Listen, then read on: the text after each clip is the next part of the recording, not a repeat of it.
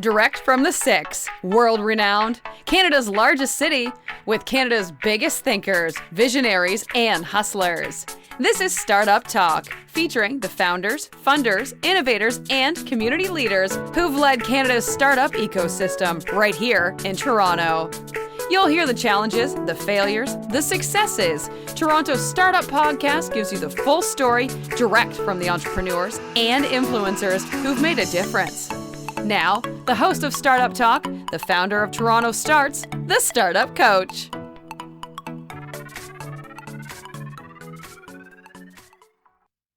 So hardware versus software startups, or any other startup other than hardware. Like, you have a hardware device. And I always, when I'm talking to startups who have hardware is difficult. It's expensive. It's inventory. There's, long lead times, what you're working on now and what time it comes out. The world has changed. Any advice for entrepreneurs that are heading down this road? Yeah. I mean, look, if you're pondering a hardware play, I would say,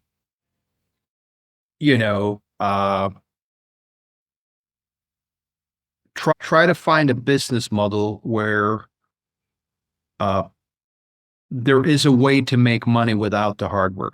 Okay. Because if you're completely hardware dependent for your revenue to flow, you're gonna need all the stars to align. Like, the constellation of how that needs to be it needs to be flawless. Unfortunately, in the world of contract manufacturing, because you're not going to start with setting up your own factory, nobody does that. So you're going to have to go to a CM, which is a contract manufacturer, and they're probably going to be in Asia somewhere, probably in mainland China. There's going to be language barriers. There's going to be things that are completely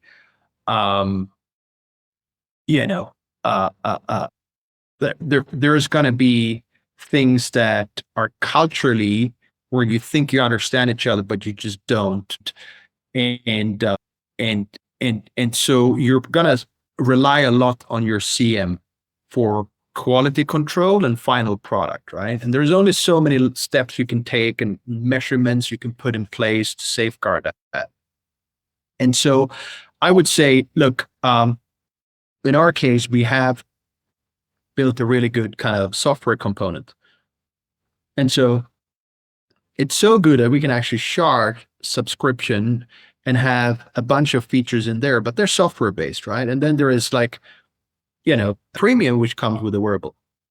So what I'm saying is, if there is a way to kind of figure out a software play alongside a hardware play, that could really help you if the hardware piece doesn't work out the way you intended to, which sadly is the case, right? If you're playing the hardware route, you can, of course, crowdfund. A lot of people do that, and that's a way to kind of get money to get the, to give you the money to go into a CM, because a contract manufacturer, they'll do nothing unless you pay them, right? One thing you can do is you can get a contract manufacturer to maybe, you can give them maybe shares, right? It's a stretch. Usually they won't, but I've managed to do that once, and I ended up with a friendly CM out of Hong Kong, but sadly the results weren't great, right? And so now you're giving away shares to somebody, and the relationship is not, great, because you're upset with them, and they kind of say, hey, but you approved, this and that, and it's like, yeah, but the prototype that I approved wasn't the same as what you kind of ended up giving me. So I think, hardware is really hard.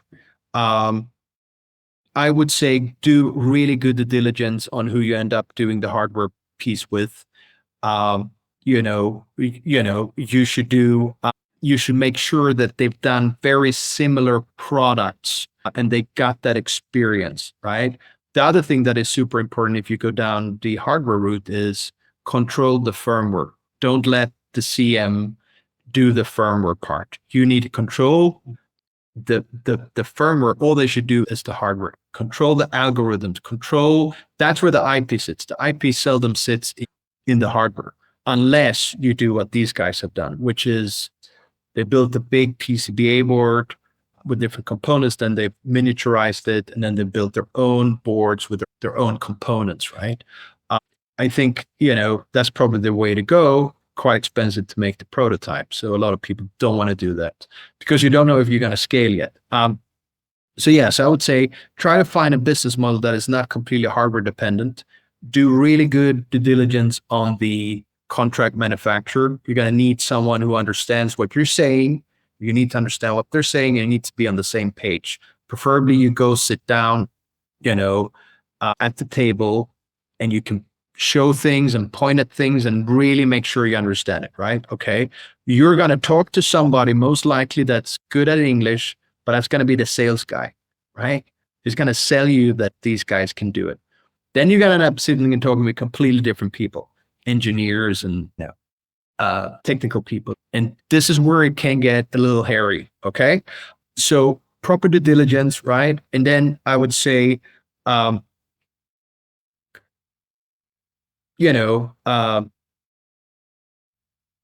make sure that your IP sits in the firmware and in the algorithms and in your AI, right? And make sure that you control all of that. That's yours. So the firmware engineer is your firmware engineer, right?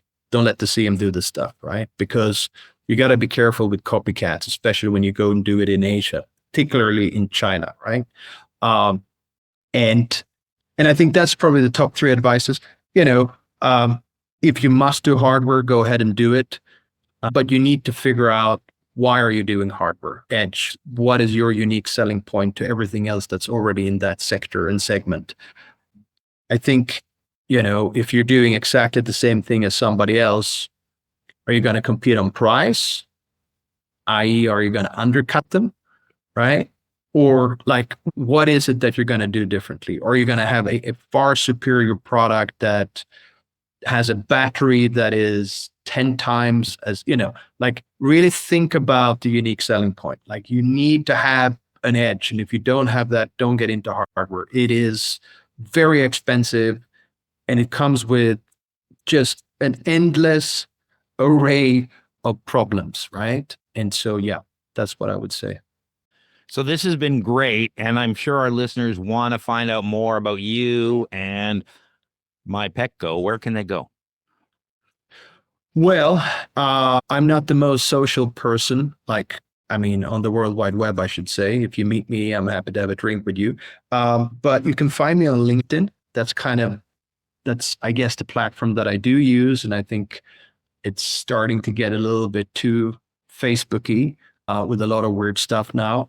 But especially with all the Trump and Musk and his salute the other day and everything else, there's a lot of it's getting very opinionated. But I think, to connect with other professionals and to source partnerships and deals and stuff, it is still the place. It's still the mecca for that. And so I'm there.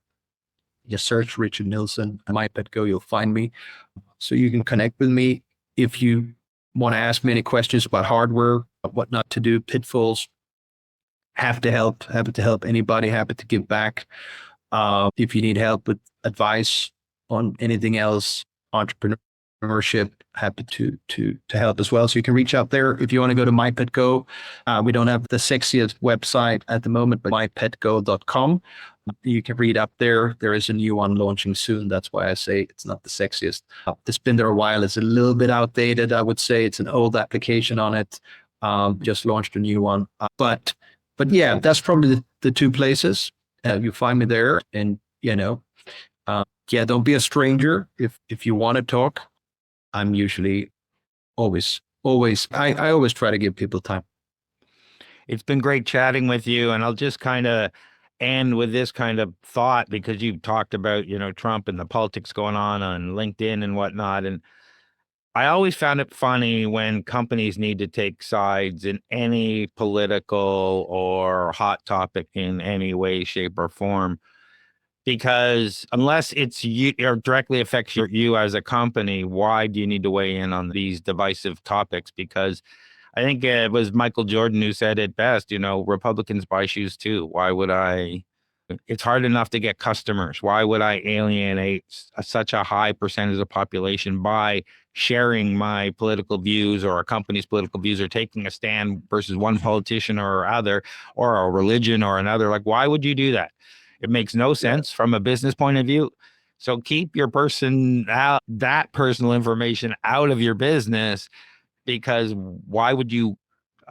It's hard enough to get customers. Why would you make it even harder and limit that pool? Agreed. Well, So yeah, he's a wise man, Michael Jordan. Yeah. Really good businessman, actually. Really good entrepreneur. Yeah, and it just always strikes me as like, why do this? Like, I understand you don't like this politician or you don't like that politician, but if you bring it into business, you're dividing your customers up and you're doing a disservice to your business. So do your best to not bring that forward. I really appreciate you taking the time today to talk to me, Richard, and I loved learning all about MyPetGo. Thank you so much for having me on. I appreciate it. And for those listening, all the links he mentioned will be in the show notes on the podcast, so just click on that and the links will be there. Thanks, everyone. This has been Startup Talk, Toronto's startup podcast. For more exclusive content, the episode vault, and to be part of TorontoStarts community, visit TorontoStarts.com. Get your name on the newsletter mailing list and check out our upcoming events. For more episodes, subscribe now. And please recognize the time and work behind the scenes put into connecting you with the biggest visionaries, entrepreneurs, and innovators in Toronto by leaving a 5-star review. Join us for more next episode from Toronto's most active entrepreneur and startup community on Startup Talk.